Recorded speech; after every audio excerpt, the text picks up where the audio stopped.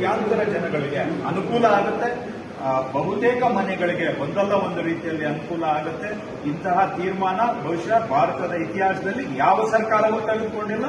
ಅಷ್ಟು ದೊಡ್ಡ ಪ್ರಮಾಣದ ತೀರ್ಮಾನವನ್ನ ನಮ್ಮ ಸರ್ಕಾರ ತಗೊಂಡು ಜನಕ್ಕೆ ಸಹಾಯ ಮಾಡ್ತಾ ಇದೆ. ಸರ್, ನೀವೇ ಹೇಳಿದ್ರಿ 50,000 ಕೋಟಿ ಆಗುತ್ತೆ ಇದಕ್ಕೆ ಆದಾಯ ಅಂತ ಹೇಳಿ. ಸೊ ಆದಾಯ ಕ್ರೋಢೀಕರಣ ಏನು ಸರ್? ಇದು ವೆಚ್ಚ ಆದ್ರೆ ಆದಾಯ ಕ್ರೋಢೀಕರಣವನ್ನ ಯಾವ ರೀತಿ ಮಾಡಬೇಕು ಅಂತ ಹೇಳಿದ್ದಾರೆ? ಅಲ್ಲ, ನೀವು ಯಾವ್ದಾದ್ರು ಒಂದ್ ಸ್ಟ್ಯಾಂಡ್ ತಗೊಳ್ಳಿ, ಒಂದ್ಸತಿ ಕಂಡೀಷನ್ ಯಾಕೆ ಹಾಕ್ತೀರಿ ಅಂತ ಕೇಳ್ತೀರಿ. ಇಲ್ಲ ನಾವು ಜನಕ್ಕೆ ಸಹಾಯ ಮಾಡಬೇಕು ಅಂತ ಹೇಳಿದ್ರೆ ಮತ್ತೆ ಎಲ್ಲಿಂದ ದುಡ್ಡು ತರ್ತೀರಿ ಅಂತ ಕೇಳ್ತೀರಿ. ಯಾವ್ದು ನಿಮ್ ಸ್ಟ್ಯಾಂಡು? ಹಾಗಾದ್ರೆ ಮಾಡ್ಬೇಕಾ ಬೇಡ ಅನ್ನೋದಾ ನಿಮ್ ಸ್ಟ್ಯಾಂಡು? ಸರ್ಕಾರ ನಡೆಸುವಾಗ ನಾವು ಎಲ್ಲಿಂದ ಕ್ರೋಢೀಕರಣ ಮಾಡಬೇಕು ಅನ್ನೋದು ನಮಗೆ ಗೊತ್ತಿದೆ. ಈಗ 50,000 ಕೋಟಿ ಕೊಡ್ತೀವಿ ಅಂದ್ರೆ ಎಲ್ಲಿಂದ ತರ್ತೀರಿ ಅಂತ ಕೇಳ್ತೀರಿ. 50,000 ಕೋಟಿ ಕೊಡ್ತಾ ಇದೀವಿ ಅಂತ ಹೇಳಿದ್ರೆ ಕಂಡೀಷನ್ಸ್ ಯಾಕೆ ಹಾಕಿದಿರಿ ಅಂತ ಕೇಳ್ತೀರಿ. ನಿಮ್ದು ಏನು ವಾದ? ಹಾಗಾದ್ರೆ ಕೊಡ್ಬೇಕಾ ಬೇಡವಾ? ಜನಕ್ಕೆ ಅದನ್ನ ಹೇಳಿ. ನೀವು ಕೊಡ್ತೀವಿ ಅಂದ್ರೆ ಅದಕ್ಕೊಂಥರ ಮಾತಾಡ್ತೀರಿ, ಇಲ್ಲ ಕಂಡೀಷನ್ಸ್ ಹಾಕಿದ್ರೆ ಅದನ್ನ ಟೀಕೆ ಮಾಡ್ತೀರಿ. ಹಾಗಾಗಿ ಇದು ಜನಗಳಿಗೆ ಇಷ್ಟು ದೊಡ್ಡ ಪ್ರಮಾಣದ ಸಹಾಯ ಮಾಡುವಂತಹ ಕೆಲಸ ಯಾವ ಸರ್ಕಾರದಿಂದಲೂ ಇತಿಹಾಸದಲ್ಲಿ ಆಗಿಲ್ಲ. ಇವತ್ತು ಸೆಂಟ್ರಲ್ ಅಲ್ಲಿ ಬಿಜೆಪಿ ಬಂದ ಮೇಲೆ ಶ್ರೀಮಂತರ ಮೇಲೆ ಒಂದು ವರ್ಷಕ್ಕೆ 2 ಲಕ್ಷ ಕೋಟಿ ತೆರಿಗೆಯನ್ನ ಕಮ್ಮಿ ಮಾಡಿದ್ದಾರೆ. ಅವ್ರನ್ನ ಕೇಳಲಿಲ್ವಾ ನೀವು? ಯಾಕೆ ಕೇಳಲಿಲ್ಲ ಅವರನ್ನ? 2 ಲಕ್ಷ ಕೋಟಿ ಶ್ರೀಮಂತರಿಗೆ ಟ್ಯಾಕ್ಸ್ ಕಮ್ಮಿ ಮಾಡಿದಾರಲ್ಲ, ಆವಾಗ ಎಲ್ಲೋಗಿತ್ತು ನಿಮ್ ಪ್ರಶ್ನೆ? ಯಾಕೆ ಅವ್ರನ್ನ ಪ್ರಶ್ನೆ ಮಾಡಲಿಲ್ಲ ನೀವು? ಬಡವರಿಗೆ ಕೊಡಕ್ ಹೋದ್ರೆ 50,000 ಕೋಟಿ ಇಷ್ಟು ಪ್ರಶ್ನೆ ಕೇಳ್ತೀರಲ್ಲ.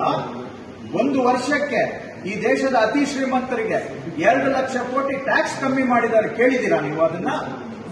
ಒಂದು ವರ್ಷಕ್ಕೆ, ಒಂದು ನಿಮಿಷ, ಅದಷ್ಟೇ ಅಲ್ಲ, ಒಂದು ವರ್ಷಕ್ಕೆ ಈ ದೇಶದ ಅತಿ ಶ್ರೀಮಂತರದ್ದು 2 ಲಕ್ಷ ಕೋಟಿ ಸಾಲವನ್ನ ಮನ್ನಾ ಮಾಡ್ತಾ ಇದ್ದಾರೆ. ಅದರಿಂದ ದೇಶದ ಆರ್ಥಿಕ ಶಿಸ್ತು ಹಾಳಾಗಿಲ್ವಾ? ಬಡವರಿಗೆ ತಿಮ್ಮಣ್ಣ ಬೊಮ್ಮಣ್ಣ ಅಂತ ಬಡವರಿಗೆ ಕೊಟ್ಬಿಟ್ರೆ ಮಾತ್ರ ಇಷ್ಟೆಲ್ಲ ಪ್ರಶ್ನೆ ಕೇಳ್ತಿರಲ್ಲ. ಶ್ರೀಮಂತರಿಗೆ ಪ್ರತಿ ವರ್ಷ ಲಕ್ಷ ಲಕ್ಷ ಕೋಟಿ ಅನುಕೂಲ ಆಗ್ತಾ ಇದೆ. ಅದರಿಂದ ಅದಕ್ಕೆಲ್ಲಿಂದ ಬರ್ತಾ ಇದೆ ದುಡ್ಡು? ಸರ್, ಸ್ವತಃ ಮಾಜಿ ಸಿಎಂ ಅವರೇ ಪ್ರೆಸ್ ಮೀಟ್ ಅನ್ನ ಮಾಡಿ ಎಲ್ಲ ಕ್ವಶನ್ಗಳನ್ನ ಕೂಡ ಕೇಳಿರುವಂಥದ್ದು. ಸೊ ಇದ್ರ ಬಗ್ಗೆ ಅಲ್ಲ, ನಾನು ಅವರಿಗೆ ಕೇಳ್ತೇನೆ, ಒಂದು ವರ್ಷಕ್ಕೆ 2 ಲಕ್ಷ ಕೋಟಿ ಶ್ರೀಮಂತರದ್ದು ಸಾಲವನ್ನ ಮನ್ನಾ ಮಾಡ್ತಾ ಇದ್ದೀರಲ್ಲ, ಅದಕ್ಕೆ ಎಲ್ಲಿಂದ ಬರ್ತಾ ಇದೆ ದುಡ್ಡು ನಿಮ್ಗೆ? ಒಂದು ವರ್ಷಕ್ಕೆ ಶ್ರೀಮಂತರ ಮೇಲೆ ಹಾಕೋ ಟ್ಯಾಕ್ಸ್ 2 ಲಕ್ಷ ಕೋಟಿ ಕಮ್ಮಿ ಮಾಡಿದಿರಲ್ಲ, ದೇಶವನ್ನೇ ಕೋಟ್ಯಾಂತರ ಜನಗಳಿಗೆ ಅನುಕೂಲ ಆಗುತ್ತೆ. ಬಹುತೇಕ ಮನೆಗಳಿಗೆ ಒಂದಲ್ಲ ಒಂದು ರೀತಿಯಲ್ಲಿ ಅನುಕೂಲ ಆಗುತ್ತೆ.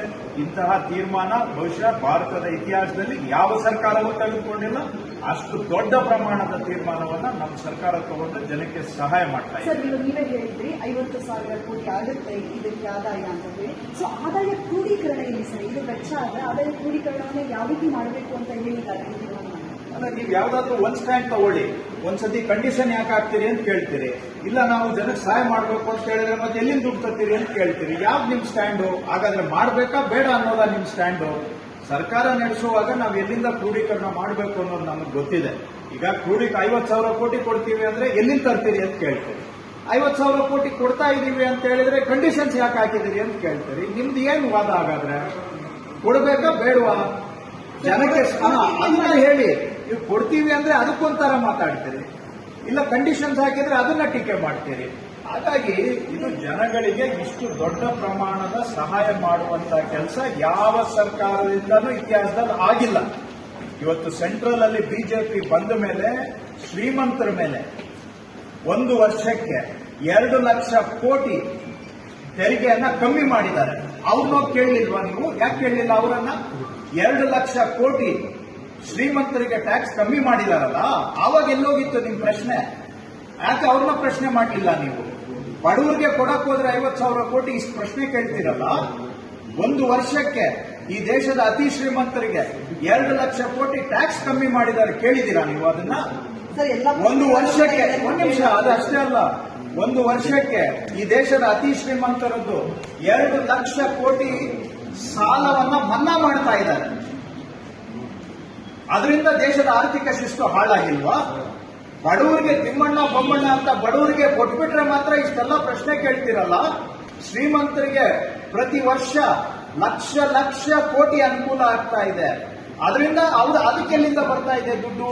ಸರ್, ಸ್ವತಃ ಮಾಜಿ ಸಿಎಂ ಅವರೇ ಪ್ರೆಸ್ ಮೀಟ್ ಅನ್ನ ಮಾಡಿ ಎಲ್ಲ ಕ್ವಶನ್ಗಳನ್ನ ಕೂಡ ಕೇಳಿರುವಂಥದ್ದು. ಸೊ ಇದ್ರ ಬಗ್ಗೆ ಅಲ್ಲ, ನಾನು ಅವರಿಗೆ ಕೇಳ್ತೇನೆ, ಒಂದು ವರ್ಷಕ್ಕೆ 2 ಲಕ್ಷ ಕೋಟಿ ಶ್ರೀಮಂತರದ್ದು ಸಾಲವನ್ನ ಮನ್ನಾ ಮಾಡ್ತಾ ಇದ್ದೀರಲ್ಲ, ಅದಕ್ಕೆ ಎಲ್ಲಿಂದ ಬರ್ತಾ ಇದೆ ದುಡ್ಡು ನಿಮ್ಗೆ? ಒಂದು ವರ್ಷಕ್ಕೆ ಶ್ರೀಮಂತರ ಮೇಲೆ ಹಾಕೋ ಟ್ಯಾಕ್ಸ್ 2 ಲಕ್ಷ ಕೋಟಿ ಕಮ್ಮಿ ಮಾಡಿದಿರಲ್ಲ, ದೇಶವನ್ನೇ